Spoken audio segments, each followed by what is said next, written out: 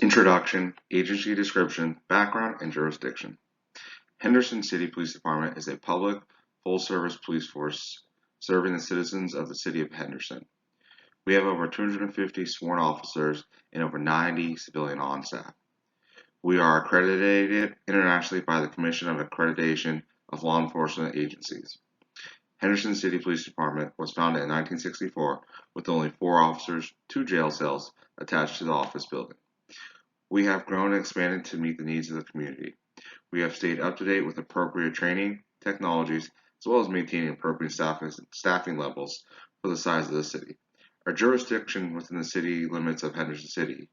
We handle emergency and non-emergency calls, as well as provide public services, patrol, upholding the law, and preserving the peace. Organizational differences from private and not-for-profit agencies.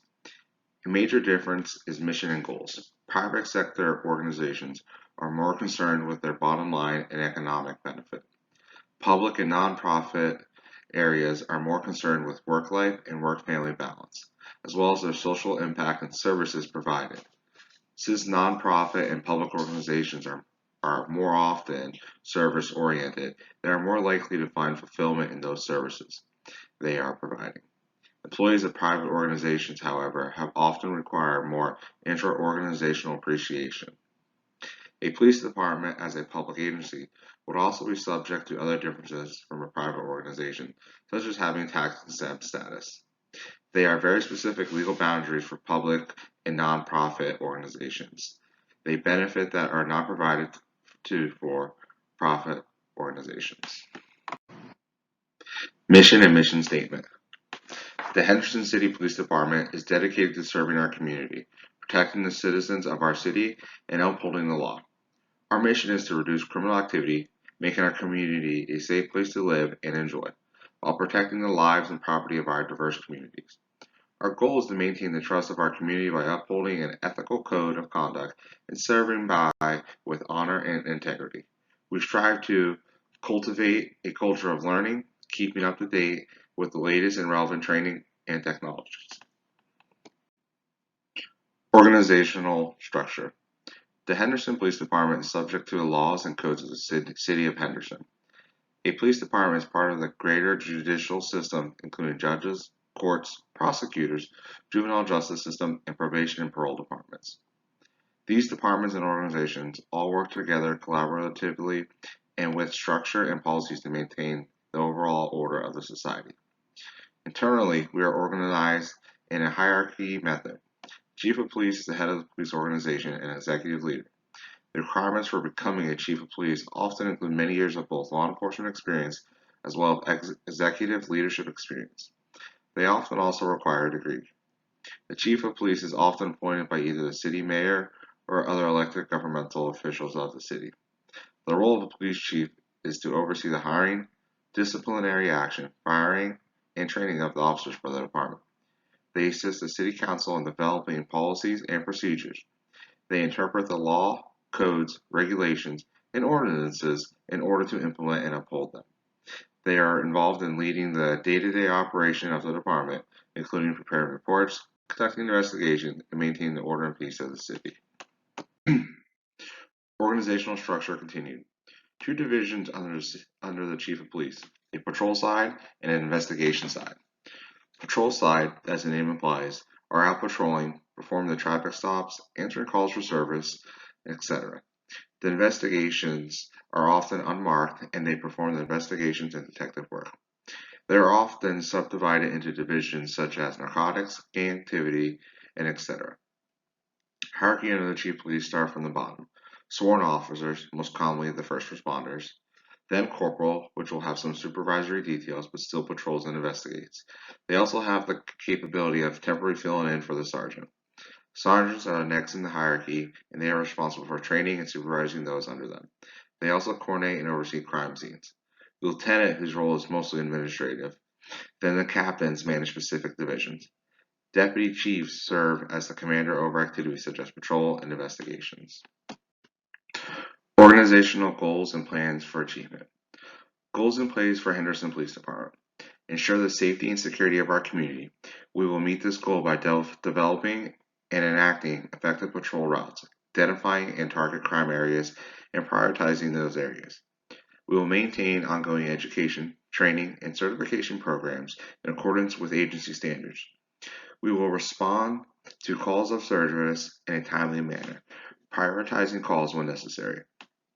We will work with our community via outreach and education programs, including in community centers and schools to promote safety, awareness, and establishing good rapport with the people of the community.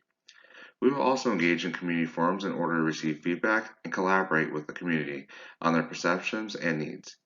Maintain not only a highly skilled workforce, but also an ethical and moral one. We will maintain rigorous standards in our hiring process and also promote a supportive work environment and ongoing educational opportunities to promote staff retention. We will provide stress and trauma management support and therapy. We will continually evaluate our officers' performance according to the highest ethical and job performance standards. We will also have a recognition program for achievements and extraordinary performance and incentives for continuing educational pathways and additional certifications. Develop a plan of action for a targeted approach towards currently identified needs of the community. These could be specific safety, traffic control, targeted areas of crime, or criminal activities such as vandalism or looting, illegal drug trafficking, or etc. We will also collaborate and work with city leaders towards these goals as a form of accountability and communication with those who are responsible for the well-being of our community. These plans and strategies will be instituted initially, but will continually be reevaluated for success, as well as the need for adjustments or even completion of the project. These are some of the overachieving goals of the Henderson City Police Department, as well as how we plan to achieve these goals. Human Resources Legal Staff Management. A police department is required to have an adequate human resources department and associated policies and procedures in order to fulfill the needs of the department and keep it operating smoothly. This is to avoid conflict within the department as well as external to the department in the form of negative press or public representation, and to avoid legal concerns and breaches as well. There are many protections afforded to workers both from federal and state levels. When it comes to discrimination, the areas that cannot be discriminated are based upon age, disability, equal pay/compensation, genetic information, national origin, harassment, pregnancy, race or color, religion, retaliation, sex, sexual harassment, and gender orientation, sexual identify. These categories all must be taken into account when undergoing the hiring process, that they are not being incorporated into the decision-making processes in candidates who are otherwise fully qualified for the position. It is important that when listing job positions that all physical and mental requirements are listed for the specific position in order to aid in the qualification process from a legal standpoint. Promotions, evaluations, and grievances should likewise have direct policies written out for the requirements that need to be met and followed for each of these situations. These can then be applied across the board, so that no favoritism or targeting can be utilized in the execution of any of these situations. It is also important that every situation for an individual is kept in written record and signed by the employee involved as an understanding of why the situation was utilized. Human Resources Legal Staff Management. There are several laws and ordinances pertaining to the rights of individuals in working or any environments. The most commonly referenced are Civil Rights Act of 1964, which pertains to all the areas listed above. There is also the Equal Pay Act of 1963, Title 8 of the Civil Rights Act of 1964, the Age Discrimination Act and Employment Act of 1967, the Pregnancy Discrimination Act of 1978, the Immigration Reform and Control Act of 1986, the Americans with Disabilities Act of 1990, and the Family and Medical Leave Act of 1993. To list some of the most commonly referenced legal rulings, there are also several agencies that breaches of these rulings can be reported to for legal representation, so compliance with these legal rulings is especially important. As for collective bargaining, which actually did become illegal in Florida recently, it is important to take that responsibility into consideration when developing department policy. The Public Employee Relations Act of 1974 in Florida gives guidance for collective bargaining for the purpose of encouraging cooperation between the government and their employees and limiting disruption of public services. This act should be referenced in order to benefit these types of situations. Success in the legal and political landscape. While many areas of the country hold a hostile attitude toward the police community, especially with regard to civil rights movements, the attitude and culture in Florida still hold police officers with respect. However, in time when there is so much controversy surrounding the political element and attitudes towards police, it is never more important for the police to ensure that they are upholding constitutional rights of the community at the same time as enforcing the law. This is often a fine line and must be tread with caution. In recent years, there has been further politicization of the police in terms of which political party is supporting or criticizing them. This brings further division in the community, and the situation must be handled with utmost discretion and discernment. In order to ensure the constitutional law and subsequent rulings are being upheld, it would behoove the police department to consult with agencies or legal consultations who specialize in this. In this way, continuous case reviews can be performed and areas of concern can be quickly identified and action plans can be made and addressed before larger issues are allowed to occur. The police policies and operating procedures of the police department must at all times adhere to Supreme Court rulings, state laws, judicial administrative decisions, collective bargaining agreements, and local ordinances and regulations. Another aspect to take into account, as mentioned previously, is the local political climate, community customs and perspectives, and diverse law enforcement philosophies and strategies. All these methods combined with appropriate legal counsel and accountability should be sufficient to help keep the police department on the right track in the political and legal landscape. Success in the legal and political landscape continued. The International Association of Chiefs of Police, an agency for consulting and advising in addition to official legal counsels, has laid out 4 methods for staying on top of political and legal issues with services they provide. First, they advise using a model policy, which lays out concrete guidance regarding how tasks, actions, and operations are to be performed. Then they compile a list of considerations, which are topics that upon review they deem may need a second look in terms of the best way to implement or approach a situation. Next, they provide concepts and issues, which is designed to give the background information and explanations of the concept and the model policy and considerations. Finally, they summarize in a need-to-know overview, which gives the highlights and key points of each topic for quick review and reference. Economy, separation of power, and special interests. As a result of the economic downturn, local community resources, to include police departments, have also been negatively impacted. The subsequent budgetary constraints have resulted in forthrows, hiring freezes, and layoffs. This translates into understaffed police departments and a likely increase in criminal activity. One strategy is to utilize community policing, where the police department engages with community partnerships, activities, and problem-solving techniques to manage crime in a particular area. Another way to increase the availability of funding for a police department is to prove the worthiness of the department to legislative bodies who are in charge of granting fundings. Agencies like the Office of Community-Oriented Policing Services, a division of the U.S. Department of Justice, works to help promote the justification of these efforts with the responsible agencies in order to secure funding. They also provide grants for technology and education to extend the productivity of the officers who are currently on staff. Due to the decentralization of the power in the United States government structure, there are limitations to any one branch of government being able to exert too much power. This also applies to police departments and how they execute their job duties. As a result, it is necessary for police to always stay within constitutional limits and respect the separation of powers. Special interest groups and their impact on community policing must be managed in such a way that it is not detrimental to the goals of the police department. Policies must be designed in such a way that they can generally appeal to specific interest groups, while at the same time not abstracting the rest of the society. Legal counsel is beneficial in this scenario. Organizational risk assessment.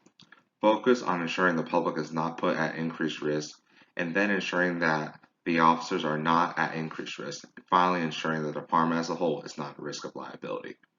Risk and liability assessment is therefore a very important topic. Among those involved in the aspects of risk management are the stakeholders, including the local government, insurance agencies, police unions, community members, legal and financial managers, and the taxpayers of the community. The level and type of engagement will differ according to the type of stakeholder. The fundamental components of risk management are to first recognize the risk of the particular job or situation, then prioritize those risks according to the severity, frequency, and amount of time to think in advance of the situation, and finally, to mobilize or take mitigatory actions against those risks. This can occur on both an organizational and operational level. Organizational levels of involvement are about getting all the systems within the department to work together to manage overall risk. Operational levels are related to specific incidences and how that specific incident should have been handled. Organizational risk assessment continuum. Finally, another important aspect in the methods of risk management is data. Data in the form of public records, police reports, insurance reports, and other information should all be compiled into a collection that can be analyzed and evaluated. Information can be further assimilated into graphs and charts, which help to track how effective risk management has been to date and what areas could use improvement. Another important risk mitigation strategy that the Henderson City Police Department would use is to develop early warning systems. Early warning systems are proactive strategies and processes that can be used in a way to flag potential risk situations in order to preventive measures can be utilized before a centennial event occurs. For instance, obtaining feedback from people who have been arrested or detained could provide valuable information regarding emerging risks to police officers or the community. While early warning systems are not currently well researched or often well developed, they could be developed into effective systems that can reduce community complaints, lawsuits, and most of all, improve the safety of the officers and the community. Leadership and motivational skills.